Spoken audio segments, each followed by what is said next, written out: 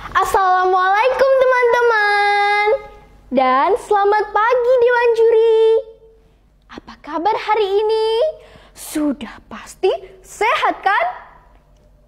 Perkenalkan, nama saya Pelangi Tunjung Kusuma. Saya bersekolah di SDN 01 Kartoharjo, Kota Madiun.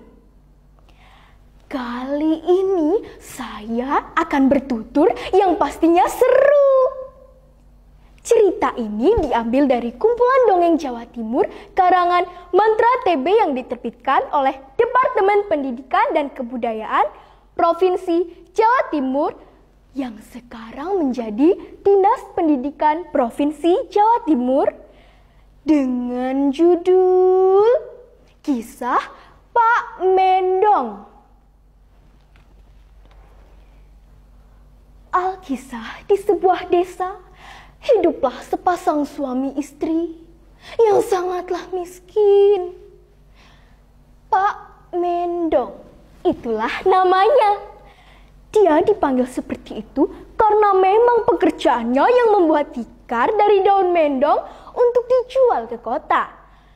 Dan tentu saja istrinya dipanggil Mbok Mendong. Pak Mendong adalah seorang pekerja keras, ulet, dan tidak mengenal kata putus asa dalam menjalani hidupnya. Jarang sekali terlihat dia mengeluh. Raut wajahnya selalu terlihat gembira. Teman-teman, sudah tahu seperti apa daun mendong? Hayo, siapa yang sudah pernah melihat atau bahkan memegang daun mendong? Ya, daun mendong adalah jenis tanaman seperti rumput yang hidup di sekitar rawa. Tanaman ini biasanya tumbuh sekitar 100 cm, teman-teman. Daun mendong harus dijemur terlebih dahulu sebelum digunakan untuk anyaman. Begitulah pekerjaan Pak Mendong setiap hari. Membawa daun mendong pulang ke rumah untuk dijadikan anyaman. Dan istrinya yang selalu membantunya. Mbok Mendong selalu memberinya semangat sambil menyelesaikan pekerjaan rumahnya. Sungguh rukun Pak Mendong dan Mbok Mendong. Namun demikian, keluarga Pak Mendong sangatlah miskin. Mereka tinggal di gubuk kecil yang sudah reot. Saking miskinnya, seringkali tidak ada uang untuk membeli makanan. Mereka mempunyai seorang anak yang masih kecil bernama Sumi. Pak, Mbok, Pak Mbok, Sumi lapar. Sumi ingin makan. Dari kemarin, Sumi hanya minum air. Pak, Mbok, lapar. Ada teman-teman peserta lomba bertutur. Halo teman-teman, perkenalkan, nama saya Sumi. Saya anaknya Pak Mendong. Oh iya teman-teman, aku tidak boleh sedih ya, walau aku lapar. Justru aku harus banyak berdoa agar Pak dan Mbok cepat dapat rezeki dan aku bisa makan. Tubuh Sumi sangatlah kurus karena memang kurang makan.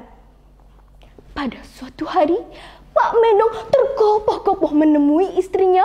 Rupanya ingin menyampaikan sesuatu. Bone, di mana kamu, Mbok? Waduh, kok di dapur tidak ada, Bone?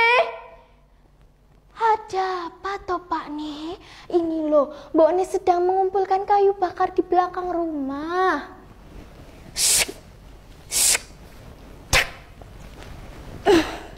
Ada apa toh Pak nih? Kok sepertinya penting sekali. Mau cerita apa toh? Mbok Nih, duduk sini. Tunggu sebentar Mbok nih, saya minum dulu. Glek glek. Glek glek. Nah, jadi gini Mbok nih. Semalam saya bermimpi bertemu nenek buyut. Kita diminta untuk menyembelih lembu dan mengadakan kenduri. Dan mengundang semua fakir miskin. Menurutmu bagaimana tentang mimpiku, Mbok Ne? Walah Pak Ne, uang dari mana untuk membeli lembu? Kita makan saja susah. Itulah yang Pak Mendong dan Mbok Mendong bahas tentang mimpi. Mbok Ne, kalau ku jual rumah ini pasti tidak laku ya. Ini hanya kubu kecil, sudah reot pula. Lagi pula, kalau ku jual rumah ini, kita tinggal di mana? Pak Mendong terus berpikir sampai akhirnya menemukan sebuah ide. Teman-teman, kira-kira ide apa ya yang didapat Pak Mendong? Aha! Ternyata Pak Mendong meminjam uang kepada seorang yang kaya. Dan Sumi dijadikan jaminan. Setelah mendapatkan uang, Mbok Mendong pergi ke pasar untuk membeli kuali, beras, dan bahan-bahan lainnya untuk kenduri. Sedang Pak Mendong membeli seekor lembu tanpa banyak menawar. Lembu, kamu ikut aku pulang ya. Bu lembu, nanti kamu akan aku sembelih dan dagingmu akan aku jadikan lauk pauk untuk kenduri. Mo, ayo lembu, kita pulang.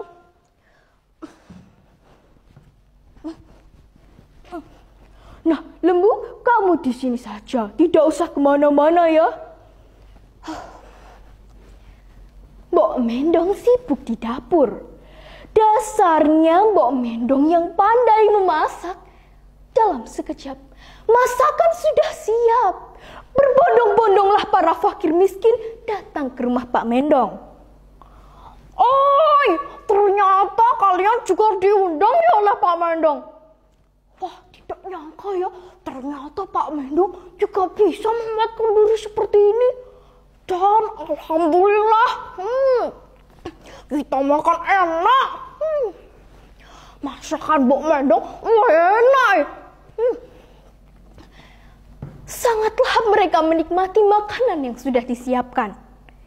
Dalam sekejap, masakan habis ludes tanpa ada sisa.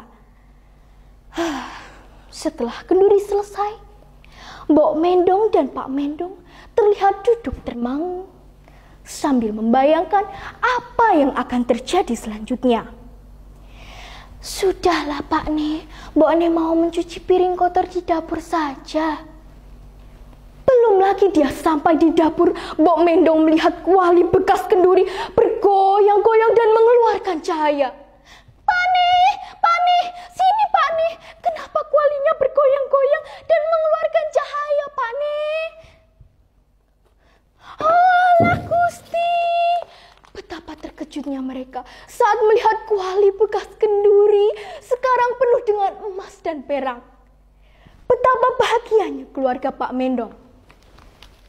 Segera dia menjual sebagian emas dan perak ke kota untuk menebus Sumi, anak kesayangannya. Nah teman-teman, tentu saja berita tentang Pak Mendong yang sudah kaya menyebar ke semua desa dan membuat semua penasaran. Termasuk saudagar kaya yang pelit, dan dia menanyakan ke Pak Mendong tentang kekayaannya. Dasarnya Pak Mendong yang jujur dan lugu, tanpa ragu-ragu dia ceritakan bagaimana cara menjadi kaya. Langsung si kaya itu membuat kenduri serupa seperti Pak Mendong dan mengundang semua fakir miskin. Aku akan menjadi kaya dan lebih kaya. Tidak ada seorang pun yang bisa mengalahkanku. Dia pergi ke pasar untuk membeli seekor lembu. Dasar kikir, dia menawar dengan harga yang paling rendah. Alhasil, dia pulang dengan tangan kosong. Tak seekor lembu pun berhasil dia bawa pulang.